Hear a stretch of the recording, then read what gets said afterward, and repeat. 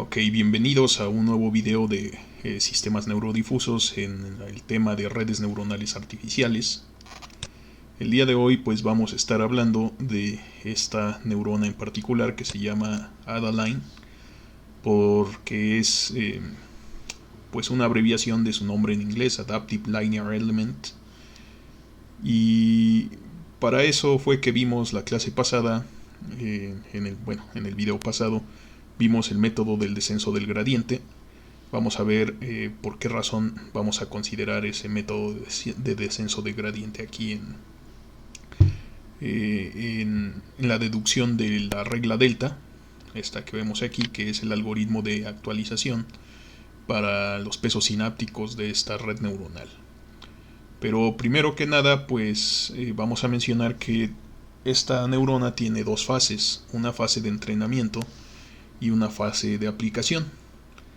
En la fase de aplicación, pues nosotros realmente no podemos distinguirla de un perceptron o cualquier otra neurona como la red de Hebb o algo así, porque pues solamente tenemos pesos sinápticos y tenemos una unidad de salida que efectúa el procesamiento con una función de transferencia de las clásicas conocidas que nos dan dos categorías. En este caso, pues un signo o puede ser un escalón. Y bueno, recordaremos que a estas funciones se les llama hard limbs. A estas escalones que tienen dos estados, cambian abruptamente. En la literatura se les conoce como hard limbs, algo así como límites de alto contraste. Pero en su fase de entrenamiento nosotros tenemos esta función lineal, que de ahí recibe el nombre este elemento, y se conoce como pure line en la literatura. O sea, una línea pura. Como les comento, yo casi no utilizo estos nombres. Después de todo, esta recta es la recta identidad. Entonces, pues hay que recordar que este eje para nosotros pues es el del valor de entrada de los pesos sinápticos. Entonces, este eje de amplitud, pues si esta es la recta identidad, es decir que aquí la pendiente es 1, la salida de esta red neuronal en entrenamiento pues es el valor de entrada a la red. Aquí también, igual que en los casos que habíamos visto anteriormente, el valor de entrada se calcula como la suma ponderada desde i igual con 0 hasta n, que es el número de entradas, es las entradas por los pesos sinápticos correspondientes. Eso no cambia. Entonces es una combinación lineal de las entradas por los pesos sinápticos, como estamos acostumbrados, y una vez que estos valores convergen, si convergen, porque pues también recordemos que esta neurona también presenta el problema de la hora exclusiva, si no son separables linealmente las categorías del problema, entonces pues no va a encontrar jamás la solución. Pero una vez que se entrena y se encuentra la solución para los problemas que sí se pueden resolver, aquellos que sí son linealmente separables, entonces se sustituye la función de salida por un escalón. En ese sentido, pues también distingue dos categorías, aunque bueno, esta ya también presenta aplicaciones continuas, no solo de lógica, como de este lado, valores falsos, valores verdaderos. Aquí, si nosotros le dejamos esta función lineal, pues ya presenta un rango bastante amplio de valores, un rango continuo, y entonces pues ya podemos representar más cantidad de valores a la salida. Esa es una primera ventaja. Pero si nosotros queremos resolver problemas lógicos, pues al final tenemos que cambiar por una de estas funciones de alto contraste. Muy bien, entonces otra cosa de la que les quiero hablar el día de hoy es de estos pares de entrenamiento. Esta es una forma abreviada de escribir una tabla de verdad. En una tabla de verdad nosotros tenemos del lado izquierdo los patrones aquí puestos como vectores, pero pues hay que recordar que teníamos combinaciones de ceros y unos o de más unos y menos unos. Y luego tenemos del lado siguiente de la tabla pues el valor objetivo. Entonces aquí pues pueden ser valores falsos o verdaderos si nuestro problema es lógico, pero si nuestro problema ya es por ejemplo continuo, pues aquí podemos tener un rango muy diferente, números reales, vaya, no necesariamente menos unos, ceros y unos, pueden ser valores fraccionarios, valores superiores a la unidad, etcétera. Entonces, para no estar escribiendo estas tablas de verdad, pues ahora vamos a utilizar esta notación. Estos entes llamados P, J, les vamos a llamar pares de entrenamiento y representa a una combinación de entrada, un patrón, al que se le asocia una salida deseada. Ya sabemos que el entrenamiento de estas redes trata de que cuando nosotros le pongamos una de las combinaciones de los patrones, le estamos diciendo a la red qué es lo que queremos que reconozca y entonces están asociados. Por eso se les llama pares de entrenamiento. Entonces aquí pues tenemos n mayúscula pares de entrenamiento y una vez más esta n mayúscula no tiene nada que ver con esta n minúscula, es decir, n minúscula el número de entradas en general pues es diferente de n mayúscula el número de pares de entrenamiento. Ciertamente muchas veces los pares de entrenamiento, los objetivos, las salidas deseadas, vaya, son iguales para varios casos. Por ejemplo, en el caso de la compuerta OR que vimos en los primeros videos, pues la única combinación que valía 0 era la primera y de ahí en fuera pues todas las demás, las salidas deseadas valían 1. Pero como esta red ya nos permite variaciones más amplias, una riqueza de salidas más amplia que solo dos posibles valores, pues entonces nosotros también utilizamos esta notación de poner los objetivos, aunque sean iguales, podrían llegar a ser diferentes dependiendo la naturaleza de nuestro problema. Es decir, aquí ya podemos ver que pues esta neurona nos permite trascender los problemas de lógica digital y podemos tratar problemas un poco más generales. Ok, entonces pues ya tenemos cómo se calculan estos valores, ya tenemos aquí que al menos en la fase de entrenamiento, como esta es la recta identidad, la salida es exactamente el valor de entrada a la neurona. Y nosotros aquí tenemos un comparador. Este amigo de aquí se llama comparador.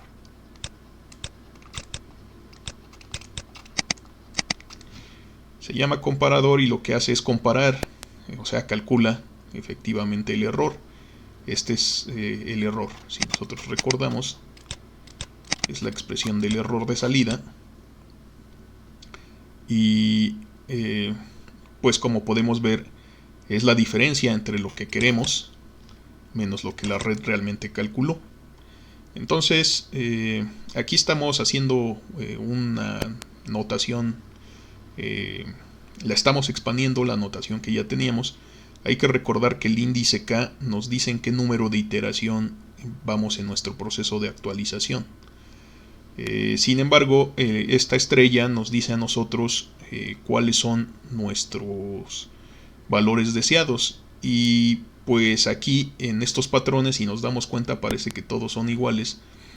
Y debería haber estrellas en cada uno de estos de estas entradas del vector, al igual que las hay aquí en la parte de afuera de los objetivos. Pero en vez de hacer eso, vamos a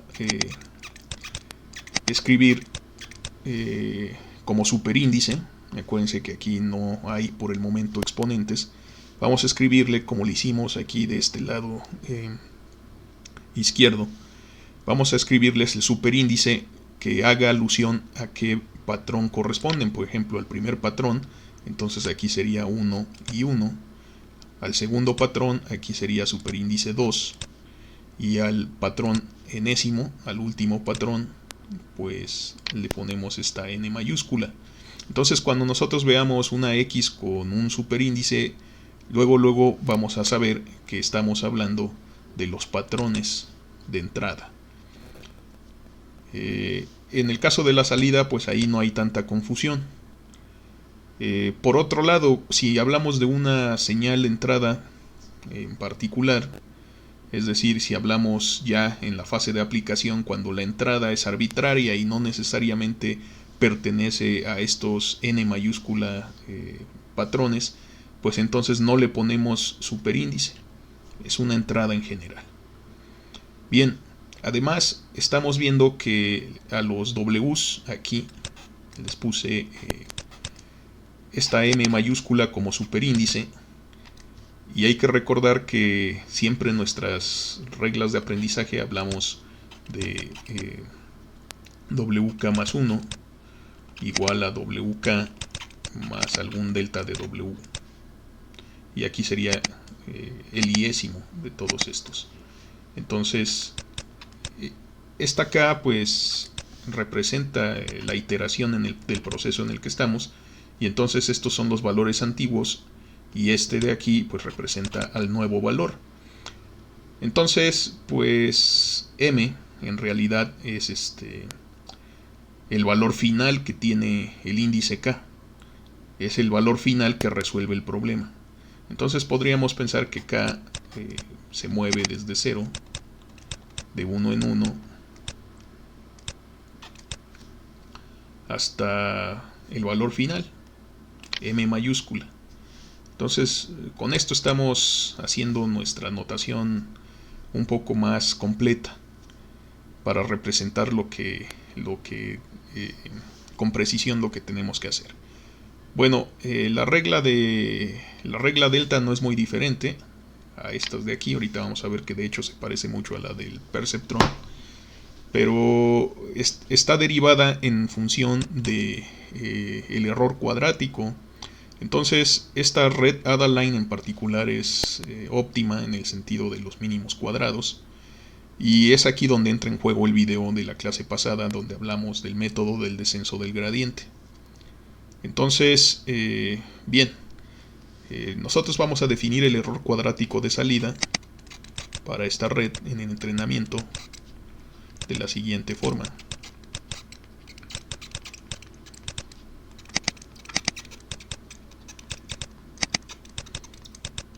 El error cuadrático de salida pues es este error que tenemos, pero al cuadrado. Y el error pues es el valor deseado a la salida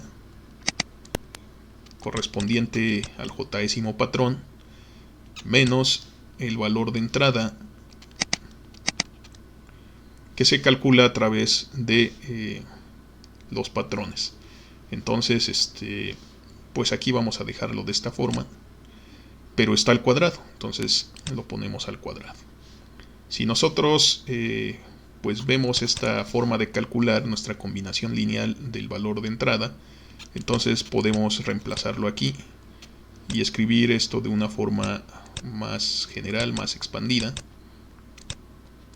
y ponemos aquí sencillamente nuestra suma desde igual a 0 hasta n wi de los xi. En este caso, como estamos en el entrenamiento, pues tendrían que ser los jésimos. Entonces aquí vamos a ponerle superíndice j a estos patrones, y todo esto está al cuadrado. Bien, algo que hay que notar es que nuestros valores x y nuestros valores y estrella, en este caso x vector estrella, y estrella, son fijos, es decir, están dados por el problema. Si nosotros establecimos que esta es la compuerta OR de n entradas, no podemos estar cambiando ni las categorías de las combinaciones ni las combinaciones mientras hacemos el entrenamiento, porque entonces pues ya no resolvemos el problema original. Por lo tanto, estas ya están fijas y en ese sentido son constantes. Si nosotros queremos obtener el error mínimo cuadrado, tenemos que minimizar este término. Aquí vamos a poner la nota que este es el que tenemos que minimizar.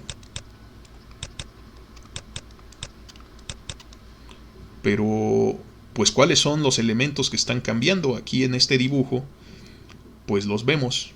Aquí explícitamente están cambiando los pesos sinápticos. De hecho, de eso se trata siempre estos procesos de entrenamiento supervisado. Tenemos un término de actualización que son estos delta. Y de ahí un poco el nombre de esta regla, regla delta. Entonces, tenemos que minimizar este error cuadrático. ¿Cómo lo vamos a minimizar? Pues por medio del gradiente. Ahora, antes de pasar a eso, hay que notar que este error cuadrático pues es siempre mayor o igual que 0, evidentemente por estar al cuadrado. No puede ser negativo, porque todos estos son siempre números reales. Y además, pues el error cuadrático, es decir, el error cuadrático tiende a 0 si solo si, como ustedes ya lo están imaginando, el error en sí tiende a 0. Es decir, no hay de otra forma. Y como es cuadrático y siempre es mayor o igual que 0, pero sí puede llegar a ser 0 si el valor que calcula la neurona a la salida es exactamente el valor que estamos buscando, pues entonces vamos a obtener un 0. Cumpliríamos la igualdad. Entonces, pues aquí sabemos que tiene un mínimo. Entonces, por construcción, esta función del error cuadrático tiene un mínimo global. Solo un mínimo. Entonces, eso es una ventaja, es una función convexa. Muy bien, ya que sabemos eso, entonces sabemos que si converge nuestro método del gradiente, del descenso del gradiente, pues va a llegar a ese mínimo. No hay ningún otro. Entonces, vamos a calcular ese gradiente. Vamos a calcular el gradiente del error cuadrático de salida.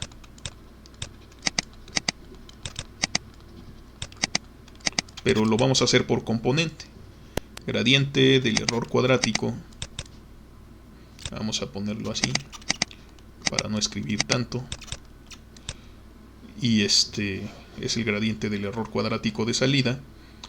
Y bueno, aquí vamos a hacer una aclaración. El gradiente de ese vector sería de esta forma. Vamos a ponerlo así. Tendríamos que calcular la parcial de este error cuadrático respecto a W0 y luego la parcial de ese error cuadrático respecto a W1 y así sucesivamente hasta la parcial de ese mismo error cuadrático respecto a W enésimo. Entonces esto nos va a quedar sin duda pues un vector de Rn más 1 dimensiones por el 0. Pero nosotros nos vamos a centrar en solamente la enésima componente, digamos. Entonces este es el gradiente completo, es un vector desde luego, pero vamos a centrarnos únicamente en la enésima componente porque también en el video pasado vimos que podemos expresar ese método del descenso del gradiente pues por componente. Entonces, para no estar batallando, porque aquí además no tengo mucho espacio, pues vamos a hacerlo en términos de la enésima componente. Y para eso pues voy a quitar esta anotación. De todas maneras, pues ustedes lo tienen aquí en video, lo pueden regresar, pausar, etcétera, etcétera, sin ningún problema. Bien, entonces vamos a ponerle esta anotación de que es el gradiente, pero por componente.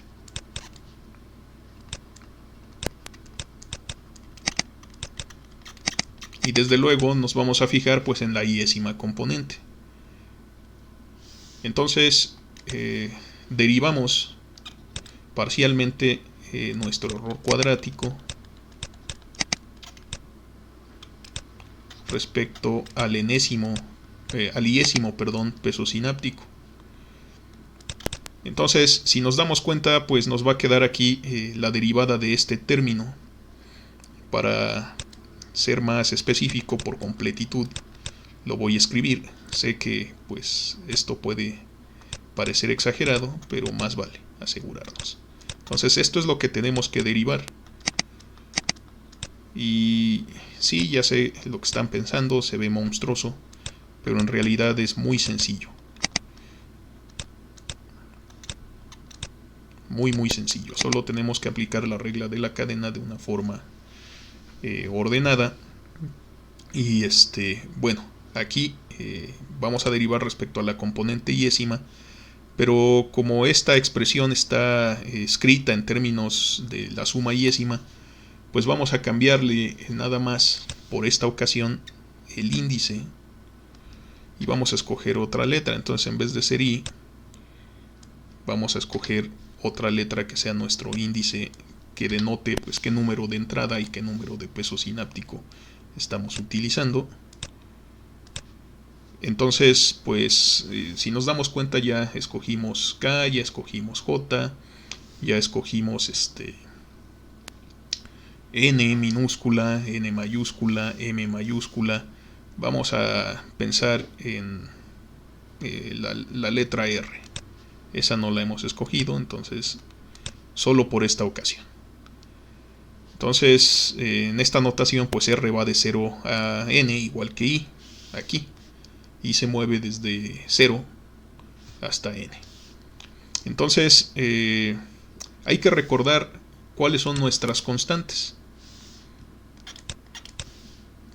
Este dato, pues son estos valores, ya están dados por el problema, es constante.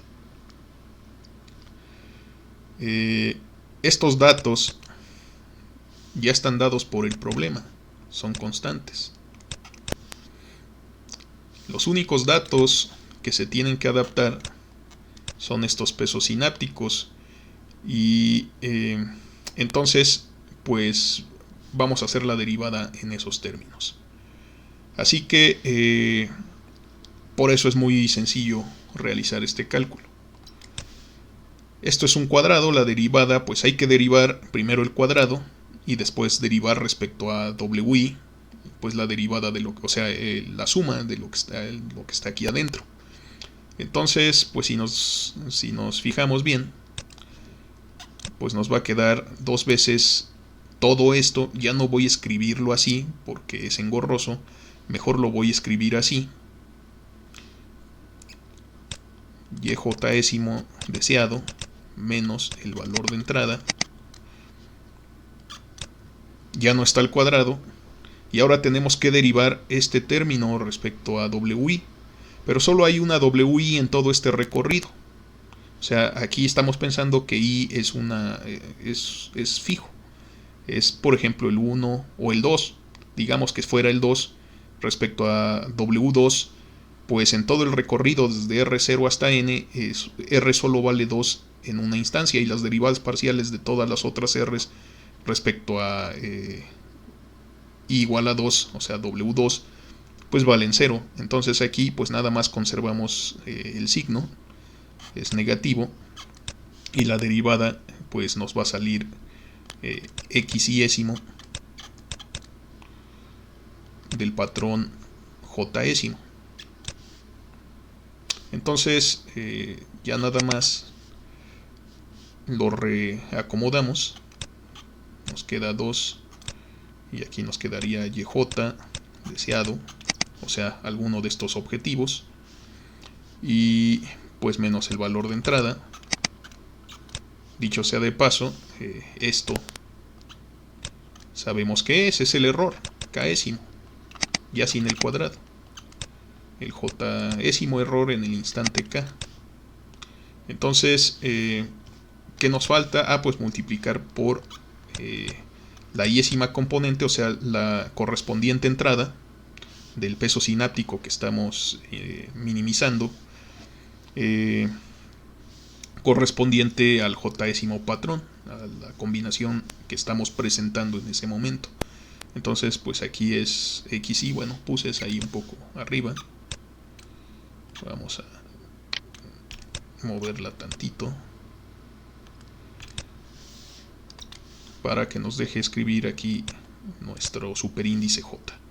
Entonces este término es la derivada parcial que aparecía dentro del gradiente como una componente del gradiente. Si ustedes lo recuerdan, como les comento, pueden regresar y pueden verificar que efectivamente tenemos términos de esta forma. Y entonces ahora solamente aplicamos nuestro método del descenso del gradiente, que estamos minimizando los W, en este caso el iésimo. Entonces vamos a aplicar el método del descenso del gradiente. Entonces es método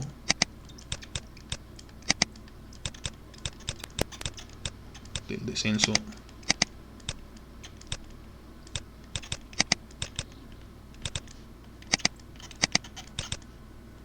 del gradiente.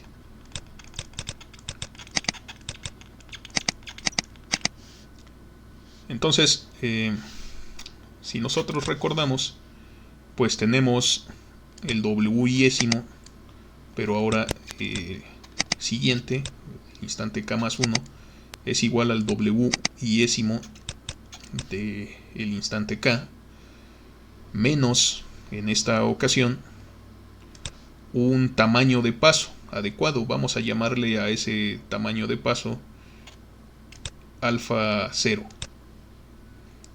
por o sea, en la dirección contraria del gradiente. En este caso, pues el gradiente del error cuadrático, que es la cantidad que queremos en efecto minimizar.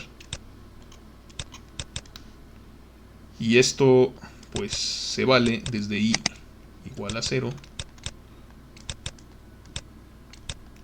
hasta n. Ok, pero resulta que nosotros sabemos quién es ese gradiente. Lo estamos aquí observando. Este gradiente tiene esta expresión. Entonces, lo único que hacemos es reemplazarlo.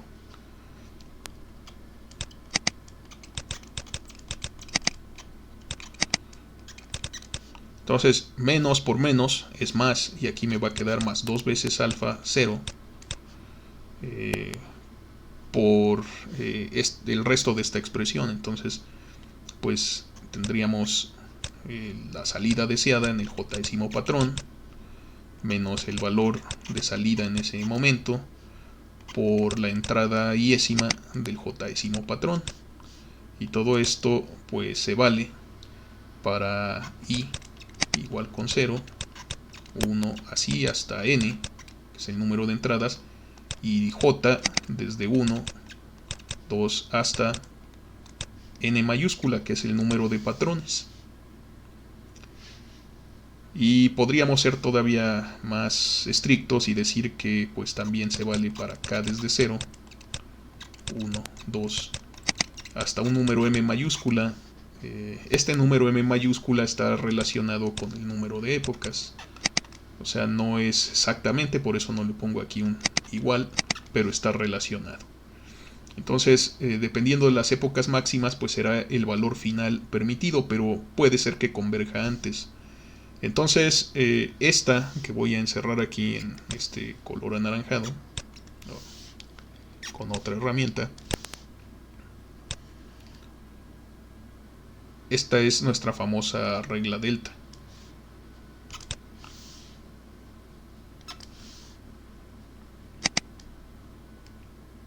Esta es la regla de optimización. Nada más vamos a fijarnos que alfa 0 es una constante indefinida. Ya sabemos que por el método del descenso del gradiente, alfa 0 tiene que ser positiva. Entonces, aquí, en vez de llamarle 2 alfa 0, pues vamos a englobar esto y vamos a decir que es únicamente alfa. Entonces, de esa forma, nuestro problema pues ya cambia, ya no nos queda Ya no nos queda así tan feo aquí con 2 alfa, y entonces lo escribimos de la siguiente forma. Y pues para los mismos índices, entonces aquí pues vamos a ponerle así, regla delta,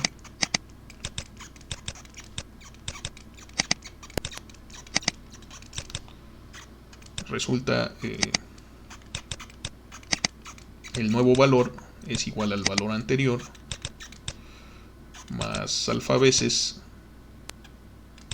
la expresión del error, solo que ahora en el cálculo del error nosotros utilizamos el valor de entrada y no el signo del valor de entrada como sucede en el perceptrón. Entonces esta es la verdadera expresión de la regla delta.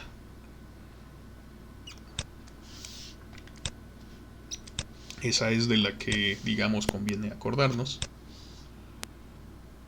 porque es esa regla delta la que pues logra hacer el trabajo en este caso de actualización.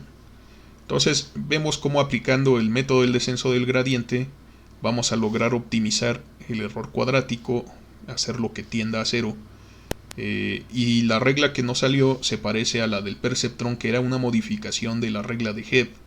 Entonces esto también es un aprendizaje hebbiano, pero la filosofía es totalmente diferente. En el caso de el Adaline, pues lo que hicimos fue minimizar el error cuadrático.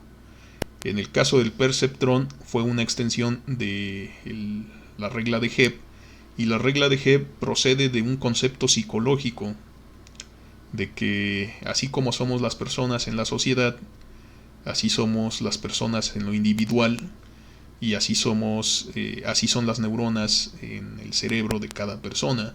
Entonces la idea de él era que el reflejo del comportamiento a nivel social pues es un reflejo del comportamiento de los individuos, y el comportamiento de los individuos pues es un reflejo del funcionamiento de sus bloques constitutivos más básicos en términos de sus cerebros, las neuronas.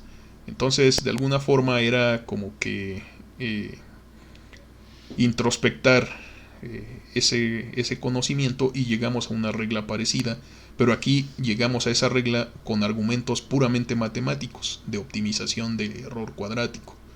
Entonces ok, ya nada más para redondear este tema en esta ocasión, vamos a escribir la regla del perceptrón para ver cómo se parece mucho a esta de aquí. Y para eso pues voy a borrar este último renglón, porque pues quiero que queden juntas.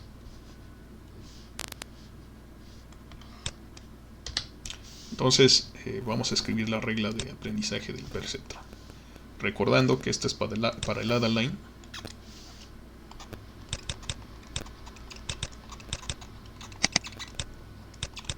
Y vamos a poner de este lado la del perceptrón.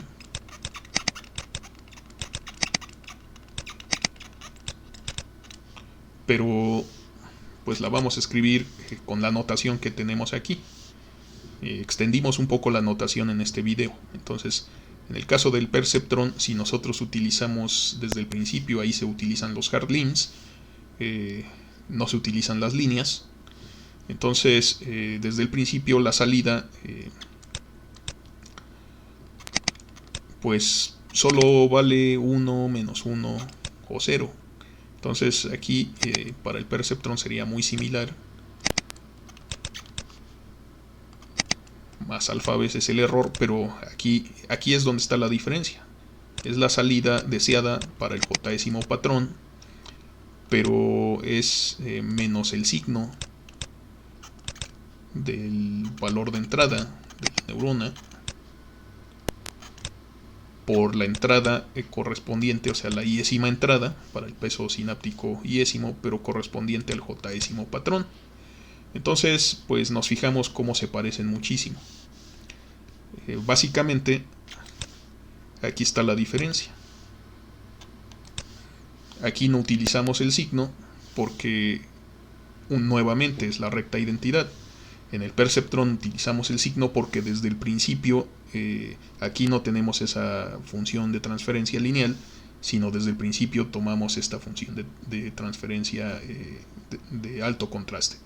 Pero bueno, una vez que resolvemos nuestro problema, y si queremos que nuestro Adaline resuelva problemas lógicos, por supuesto tendremos que reemplazar esta función por una función escalón, una función de alto contraste, para que nos entregue a la salida unos y ceros, o menos unos y unos. Bien, entonces realmente estas son muy parecidas, pero si nuestros valores deseados son lógicos, aquí solo puede haber unos, ceros y quizás menos unos, y eso es exactamente lo que el signo nos va a entregar. Entonces en el perceptrón el error jésimo en el instante k puede llegar a valer 0 fácilmente, es decir, esto sí se puede llegar a realizar. Pero si nosotros le permitimos a nuestra función de Adaline, a esta función lineal, no es que le permitamos, es que en realidad toma valores continuos, nos vamos a dar cuenta que va a ser muy difícil que nosotros podamos en este error obtener un 0. Es decir, en el Adaline nuestro error sin el cuadrado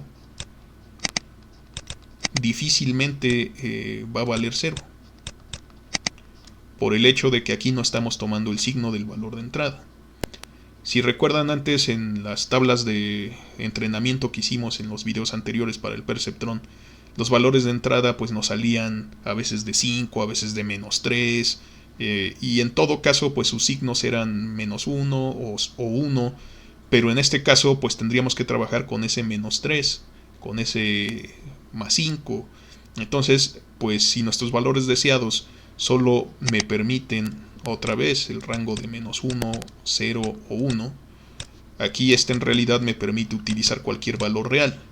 Y eso va a ser difícil que haga que esto tienda, o sea, esto puede tender a 0, pero obtener la igualdad en algún momento del entrenamiento, pues en general va a ser difícil de conseguir. Entonces, ya sé lo que están pensando, pero entonces ¿cómo podemos minimizar esto si nunca vamos a llegar al error 0? Y todo partió de que el 0 era el error mínimo posible y el punto que buscamos. Ok, entonces para subsanar ese problema, en el Adaline, en vez de buscar la condición de que el error sea igual a 0, vamos a buscar que el error esté acotado por una precisión que nosotros buscamos, un épsilon. Entonces este épsilon pues puede ser pequeño, tiende a 0, pero es positivo, o sea, también épsilon es positivo, porque el valor absoluto es positivo. Entonces lo que vamos a buscar como condición de fin de entrenamiento, en vez de e igual a 0, vamos a buscar que el valor absoluto del error en el proceso de entrenamiento esté acotado por una precisión. En este caso épsilon es la precisión.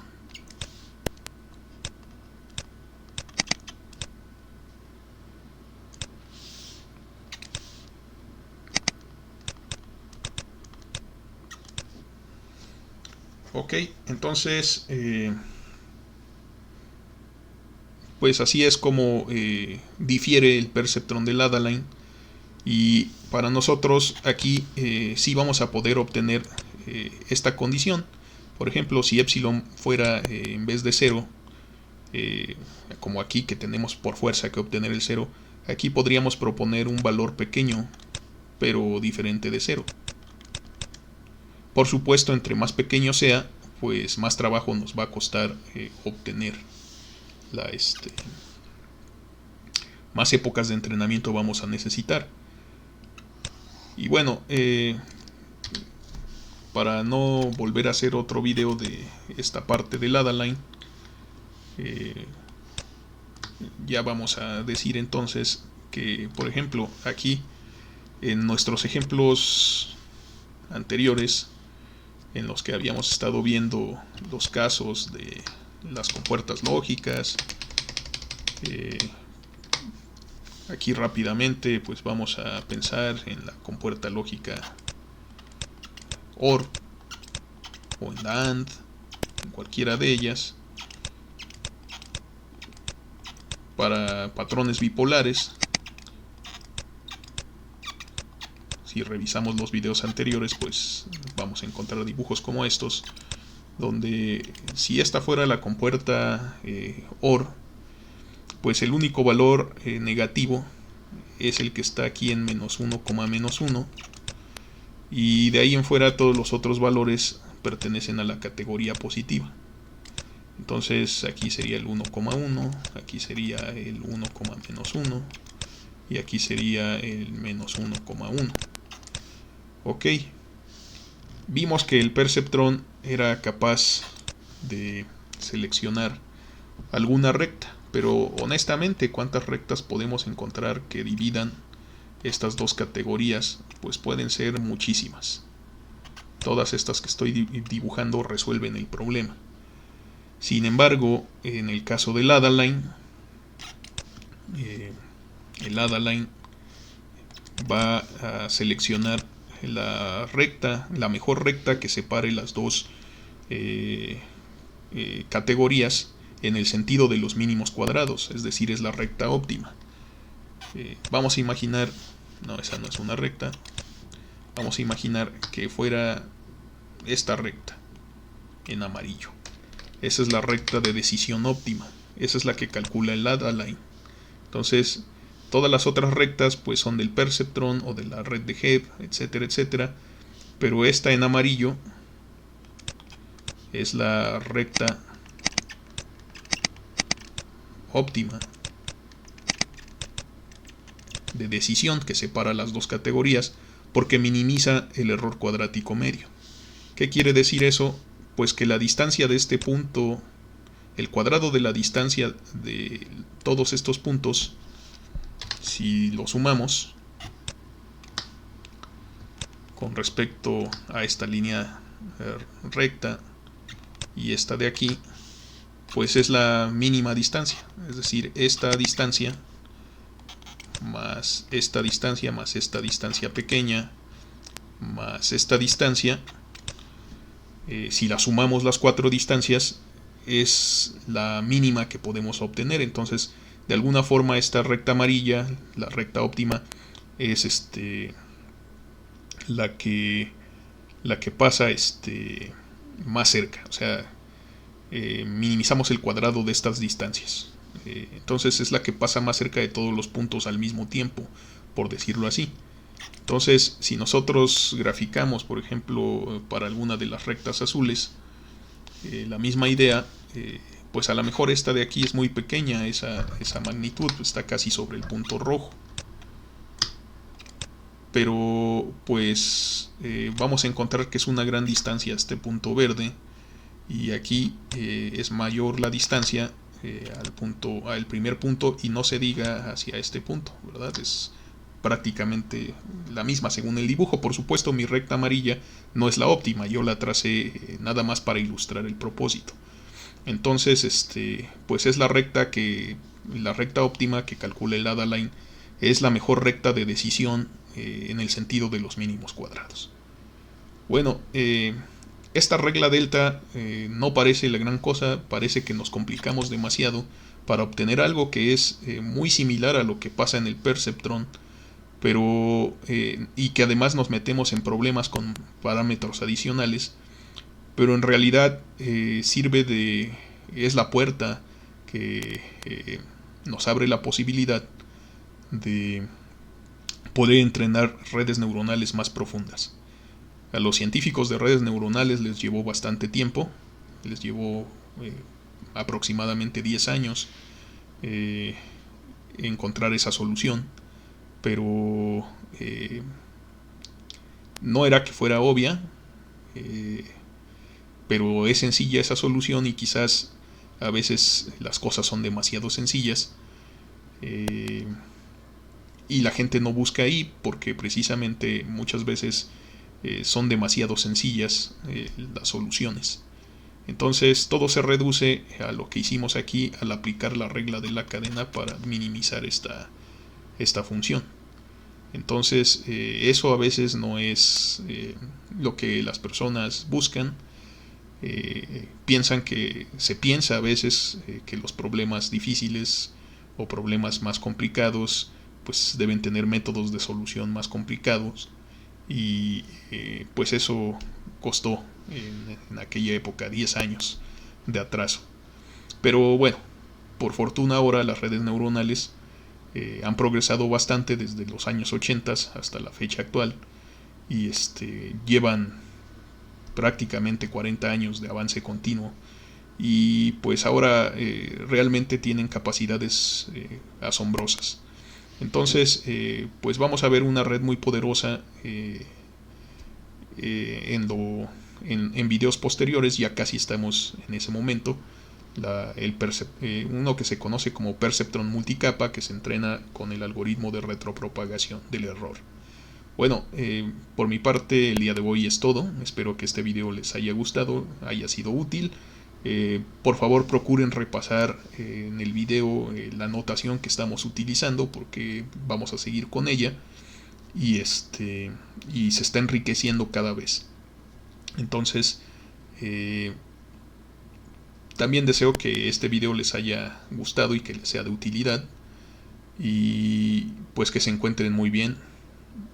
Así que nos vemos el próximo video.